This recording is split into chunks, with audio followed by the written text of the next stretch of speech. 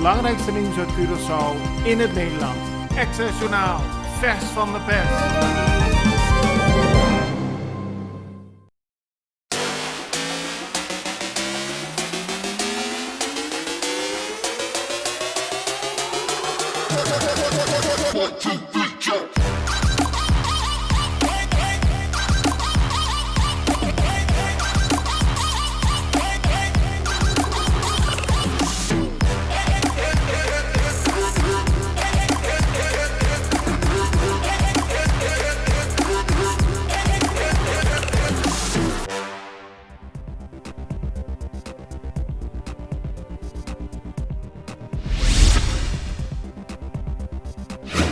Bert Everts, de eigenaar van de bekende beachclub Zanzibar, is gisteren gearresteerd door de politie. Dat gebeurde bij een controle op de naleving van de coronamaatregelen.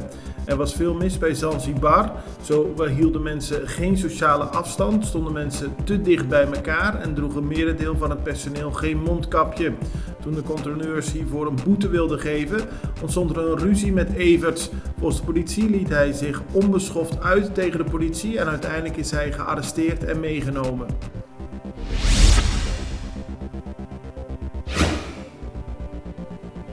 In de buurt van Fuik werd gisteren een onofficiële Fuikdag gehouden en dat terwijl de coronamaatregelen gelden op Curaçao. Heel veel, vooral jonge mensen, kwamen bijeen op verschillende boten en feesten zonder mondkapje en zonder zich te houden aan de coronamaatregelen.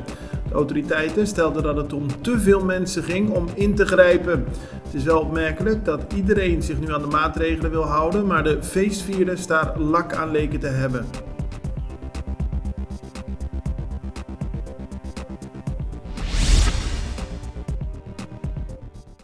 Na Colectra, nós toma tempo para servir ora com mais de comunibo. Llama-nos centro de cliente na telefone 0800-035 de Jaluna para Viernes voor die setor de mente te com setor de noite para turno serviço nan of patrão cita. Se você transita para Chasabra, também por hora. Por escolher para trabalhar, riba aqualectra.com e aproveitar a mesura, põe o documento na cerca para visita cerca nós, vai mais fácil. Sim, a Colectra su centro de cliente wordt klaar para servir na momento que você comini a bo.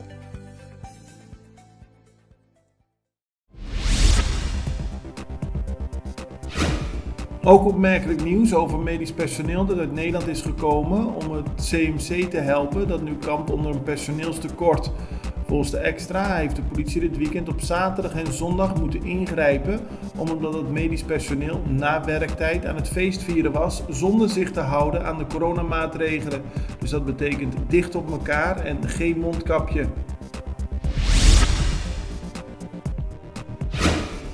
Het CMC heeft zondagmiddag bekendgemaakt dat alle niet spoedeisende, dus electieve operaties tot nadere aankondiging niet doorgaan.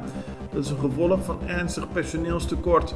Acute en essentiële operaties gaan wel door. Vorige week kondigde het CMC al aan dat een deel van de electieve operaties niet meer door kan gaan. Inmiddels zijn bijna 200 personeelsleden afwezig. Door besmetting met COVID, quarantaine of ziekteverzuim om andere redenen.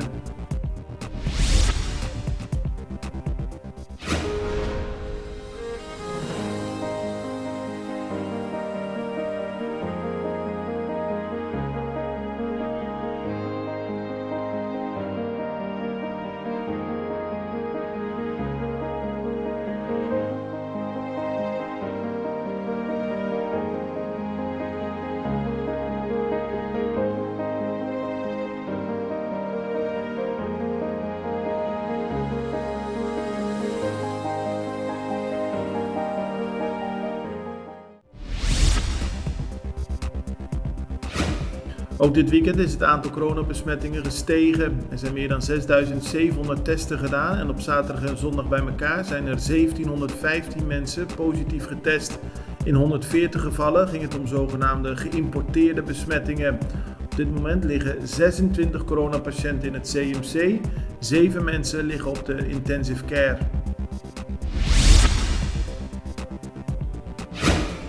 De eerste 2 avonden van de time-out zijn relatief rustig verlopen. De politie zegt tevreden te zijn over de wijze waarop de bevolking van Curaçao zich heeft gedragen.